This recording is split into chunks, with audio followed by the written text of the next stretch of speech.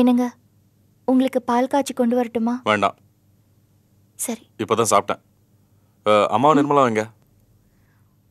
கோயிலுக்கு போயிட்டு அப்படியே கடத்தெருவுக்கு போயிட்டு வரேன்னு சொன்னாங்க. லேட் ஆகும்னு சொல்லிட்டு தான் போனாங்க.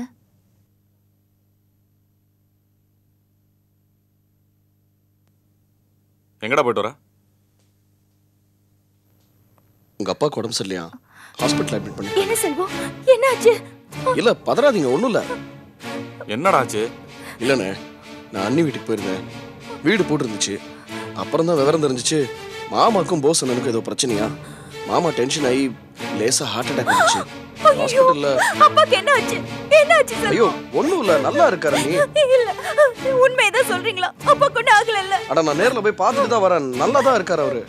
ஐயோ கடவுளே, அப்பாக்கு எதுவும் ஆயிடக்கூடாது. எதுவும் ஆகாத நீ. அண்ணே நீங்க 2 பேரும் கிளம்பி போய் பார்த்துட்டு வாங்க. சரி நீ ரெடியா இரு, அம்மா வந்தோடனே சொல்லிட்டு போயிடலாம். வாடா.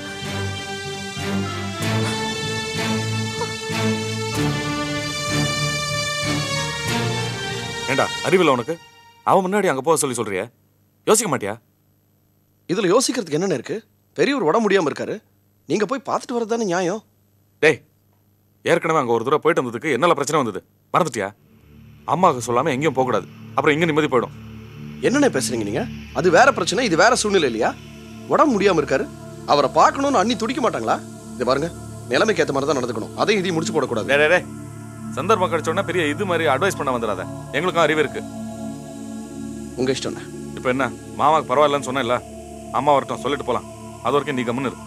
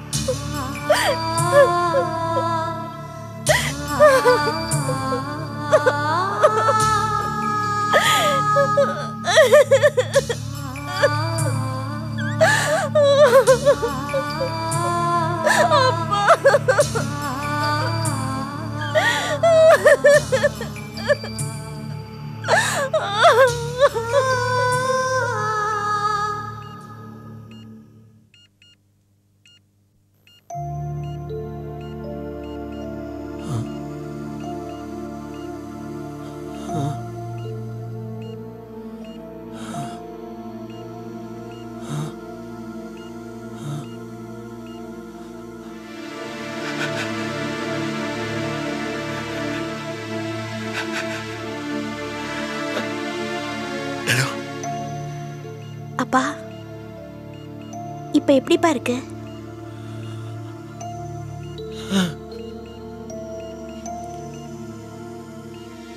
சரோக்கு விஷயம் தெரியுமா? அவரால் வந்துருவாப்பா. எனக்கு சரோ பார்க்கணும் போல இருக்கு. அவனுக்கு சொல்லி மாமா, நீங்க தூங்கிட்டு இருக்கையில தான் செல்வம் தம்பி வந்துட்டு போச்சு. இந்நேரம் வீட்டுல போய் சொல்லியிருக்கோம். சரோ வந்துரும் மாமா. வந்துருவா. ஆனா பாவம் நினைச்சா வர மாதிரி பக்கத்துல இருக்கா. நம்மளாவது பரவாயில்ல, எல்லாரும் ஒரே இடத்துல இருக்கும். யாருக்கா அப்படி சீரியஸான சட்டனை வந்து பார்க்க முடியுது. பாவம் அவ எட்டியில இருக்கா. சரிப்பா, அமைதியா இருங்க. அது இல்லம்மா, நாமெல்லாம் இங்க ஒருத்தருக்கு ஒருத்தர் அனுசரணையா இருக்கோம். பாவம் சரணம் எங்கேயோ அனாத மாதிரி இருக்க. எல்லாம் நான் பண்ண பாவம். விசாரிக்காம அவனை தப்பான இடத்துல கட்டி கொடுத்துட்டேன்.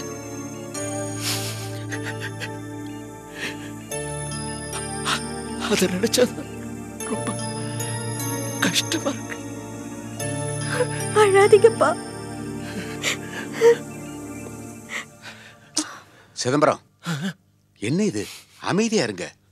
இப்போ உங்க உடம்பு தான் முக்கியம், மற்றதெல்லாம் அப்புறம் தான். B relax, don't worry.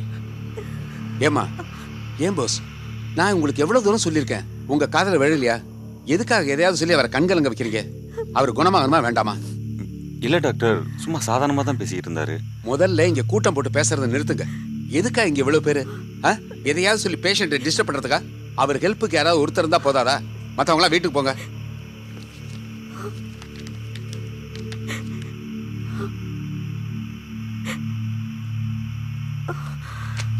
Bose, ஒரு நிமிஷம் கூட வாங்க.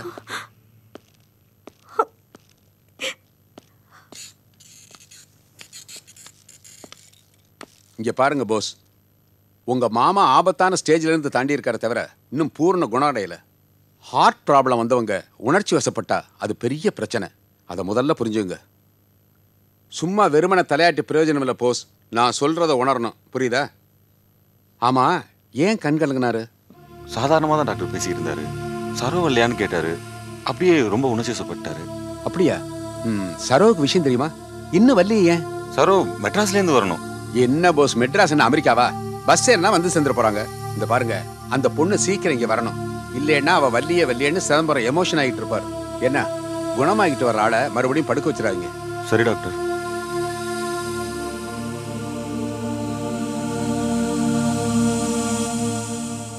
அப்பா, நீங்க எல்லாம் கிளம்புங்க, நான் மாமாவை பாத்துக்கிறேன்.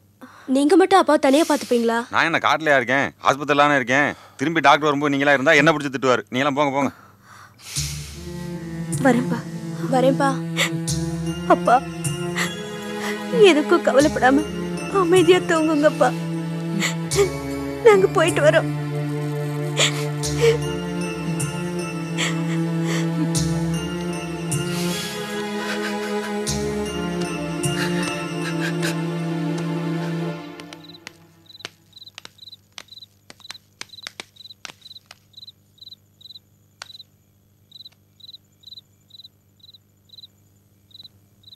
என்ன சரோ, தனியா இருக்கே? மாணிக்கம் எங்க? அவரு நைட் வந்துடுறேன்னு சொல்லிட்டு வெளியில போனாரு. செல்வம் நைட் ஷிஃப்ட் வேலைக்கு போறேன்னு சொன்னாரு. அப்படியா? சரி சரி.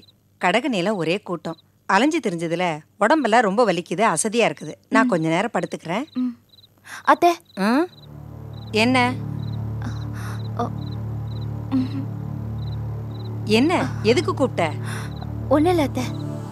என்ன ஒண்ணு இல்லைங்கிற? கூப்பிடுற, என்னன்னு கேட்டா ஒண்ணு இல்லைங்கிற. உனக்கு என்ன என்னை பார்த்தா நக்கலா இருக்கா?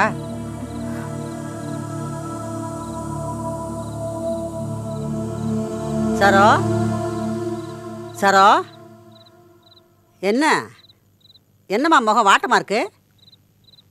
ஒன்னும் இல்ல பாட்டி. ஒண்ணும் இல்லைன்னு வாய்தாம சொல்லுது. முகம் வாட்டமா தான் இருக்கு. என்ன விஷயம் என்கிட்ட சொல்லக்கூடாதா? பாட்டி, அப்பாவுக்கு உடம்பு சரியில்லையா? ஐயோ, ஆஸ்பத்திரியில சேர்த்திருக்காங்க. அப்படியா? உங்க அப்பா இப்போ ஆஸ்பத்திரியில இருக்காரு? ஆமா, அதான் மனசுக்கு ஒரே கவலையா இருக்கு. இந்த விஷயம் மாணிக்கத்துக்கு தெரியுமா? தெரியும். அவர் இருக்கும்போதுதான் செல்வம் வந்து இந்த விவரத்தை சொன்னாரு. அட பாவி பயல, விஷயம் தெரிஞ்சு கூடவா உன்னை அனுப்பி வைக்காம இங்க வச்சுக்கிட்டு இருக்கான்? அவர் எங்க வீடு பத்தி எரிஞ்சாலும் அம்மா கிட்ட பெர்மிஷன் கேட்டுட்டு தானே தண்ணியை எடுத்து ஊத்துவாரு. அதென்னமோ வாசவம் தான். ஆமா, மாமியார் இருக்காளே, அவதான் மூலி அலங்காரி. அவகிட்ட இந்த விஷயத்தை சொன்னியா? அவங்களுக்கு இந்த விஷயம் தெரியறதுலயும் ஒரு பிரச்சனை இருக்கு பாட்டி. என்னம்மா பிரச்சனை? செல்வத்தை நான் தான் ஊருக்கு அமிச்சேன். எங்க அப்பாக்கு உடம்பு சரியில்லாத விஷயம் தெரிஞ்சா அப்புறம் செல்வத்தை ஊருக்கு அமிச்ச விஷயம் தெரிஞ்சிடும். கண்டபடி திட்டுவாங்க. ஏற்கனவே வீட்டுல பிரச்சனை, இதுல இந்த பிரச்சனை வேற எதுக்கு? அதுவும் வாசம் தான். அம்மா, போஸ் அண்ணன் வந்து சண்டை போட்டார் இல்லையா, அதுக்காக செல்வ அண்ணன் அமைச்சு மன்னிப்பு கேட்க சொல்லி அண்ணி சொல்லியிருக்காங்க. போன இடத்துல அவங்க அப்பாவுக்கு உடம்பு சரியில்லையா, அதனால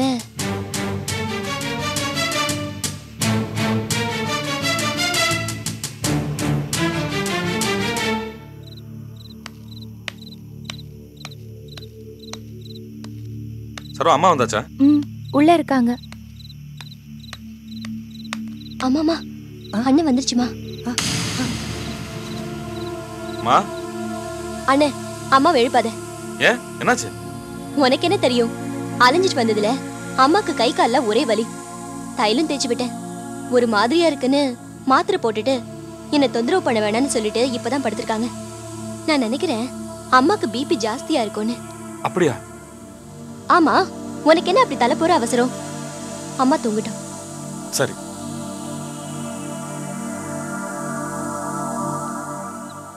சரோ, உங்க அப்பாவுக்கு உடம்பு சரியில்லாத விஷயம் அம்மா கிட்ட சொன்னியா இல்லையா? இல்லைங்க, சொல்லல. ஏன் சொல்லல? சொல்லிருக்கலாம்ல. இப்ப பாரு தூங்கிட்டாங்க. இப்ப எழுப்ப முடியுமா? இப்ப சொன்னாலும் வேஸ்ட். இனிமே உங்க ஊருக்கு பஸ் இருக்கான்னு இல்லையான்னு தெரியல. ஒன்று செய்யலாம், காலையில் சொல்லிட்டு போயிடலாம்.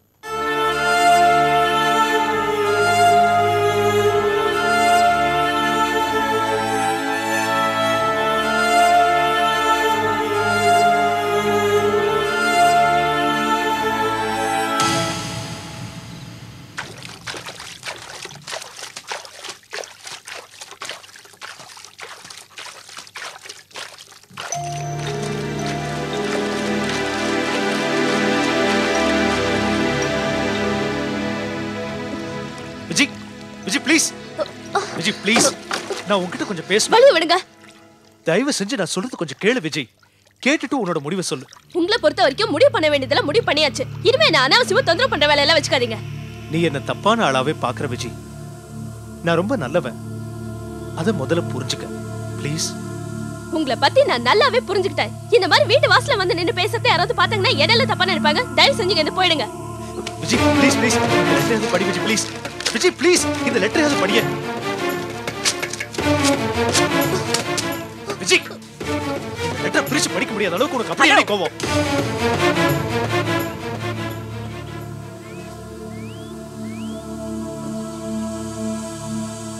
அவதான் ரொம்ப டீசென்ட்டா சொல்ற இல்ல, அந்த மரியாதையை காப்பாத்திக்க தெரியல உனக்கு?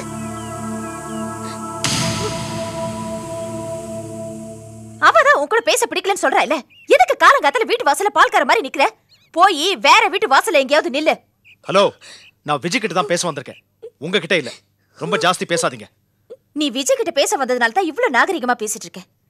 இதே நீ என்கிட்ட மட்டும் இப்படி நடந்திருந்த செருப்பு பிஞ்சு இருக்கும்.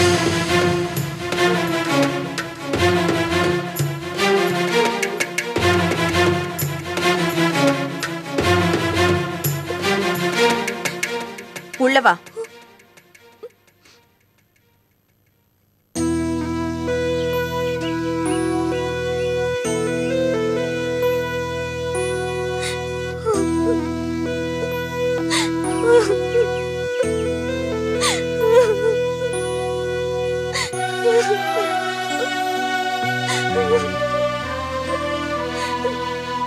அன்னைக்கு நீ வச்சிருந்து கிழிச்சு போட்டிய ஒரு போட்டோவை அத பார்த்ததும் உன்னை விசாரிக்கணும்னு நினைச்சேன். அதுக்குள்ள அப்பாக்கு இப்படி எல்லாம் ஆயிட்டதுனால அதுக்கான சந்தர்ப்பம் கிடைக்கல. எது வரைக்கும் போயிருக்கடி உங்க பழக்கம்?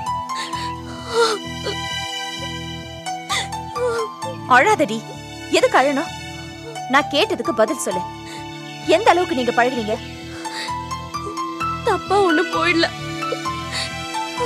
நீ அவனை லவ் பண்ண, அவன் உன்னை லவ் பண்ணனா? நாங்க ரெண்டு பேரும் ஒருத்தர ஒருத்தர் விரும்பணும். அப்புறம் ஏன் போட்டோ கிழிச்ச?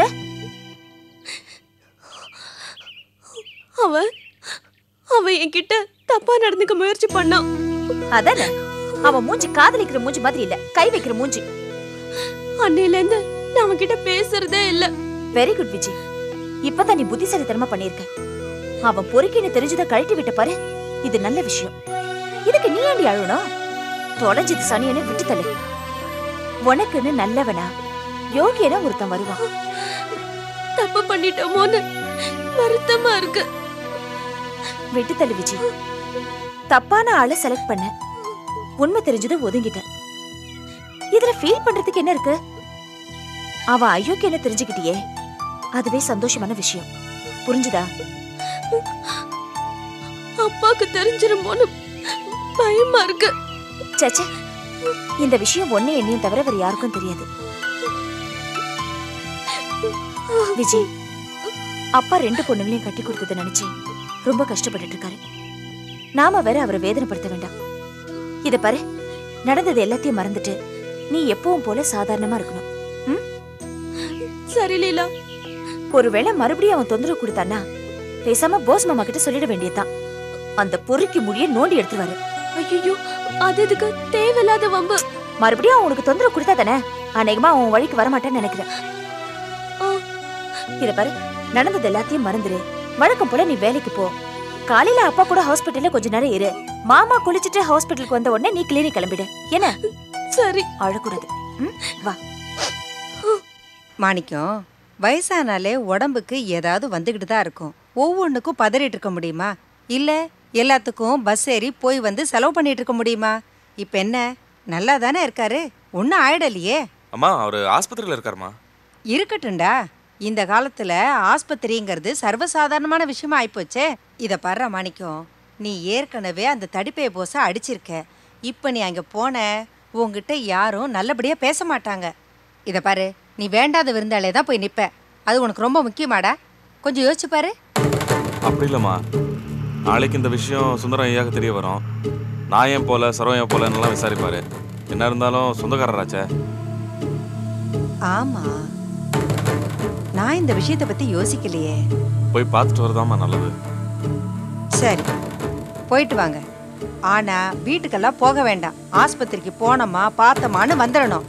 உன் பொண்டாட்டி அங்க போனதும் அவங்கெல்லாம் உன்கிட்ட பாசத்தை மாத்தி மாத்தி பொழிஞ்சு தள்ளிட போறாங்க.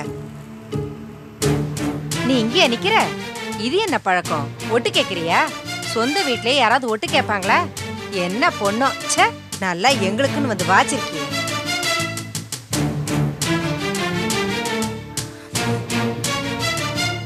சரோ, அம்மா அப்படிதான் விட்டு தள்ளு. சரி நீ கிளம்பு, மாமாவை போய் பார்த்துட்டு வந்துடலாம். தேவையில்லைங்க, தேவையில்லை. அப்பாவுக்கு உடம்பு முடியலன்னதும் மனசு பதறி போய் துடிச்சு கிளம்பணும். போட்டது போட்டபடியே போய் அவரை பார்க்கணும். அவர் நல்லா இருக்காருன்னு தெரிஞ்சதுக்கு அப்புறம் தான் மத்த நினைப்பே மனசுக்குள்ள வரணும். அதாங்க பாசம். அப்படி போய் நான் அவரை பார்த்தாதான் நான் அவரோட மகங்கிறத மன நிறைவோட சொல்லிக்க முடியும். என்ன சொல்ற? எங்க அப்பாவை போய் பார்க்கிறதுக்கு உங்க அம்மா கிட்ட போய் கெஞ்சுறீங்க.